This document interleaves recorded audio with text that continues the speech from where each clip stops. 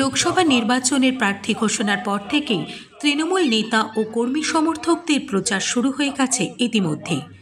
এলাকা ভিত্তিক বিভিন্ন জায়গায় চলছে দেওয়াল লিখন এবং পাড়ায় পাড়ায় প্রচার। বহরমপুর লোকসভা আসনের প্রার্থীর নাম ঘোষণার পর থেকেই বিভিন্ন জায়গায় চলছে দেওয়াল লিখন। আর এই ৪২টি আসনের মধ্যে মুর্শিদাবাদ জেলার বহরমপুর লোকসভা আসনটি হল ভিআইপি আসন।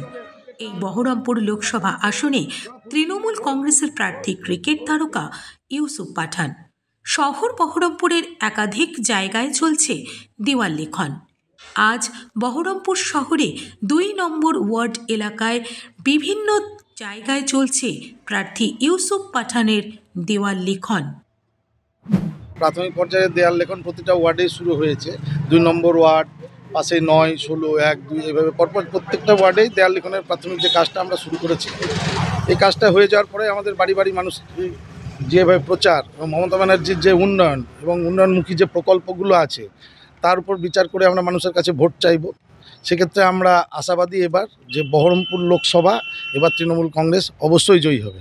এলাকায় এলাকায় আমাদের প্রচার চলছে এবং এইভাবে আমরা আশাবাদী যে এবছর ২০২৪ লোকসভা নির্বাচনে আমাদের তৃণমূল কংগ্রেসের প্রার্থী ইউসুফ পাঠান এখানে বিপুল ভোটে জয়ী হবেন।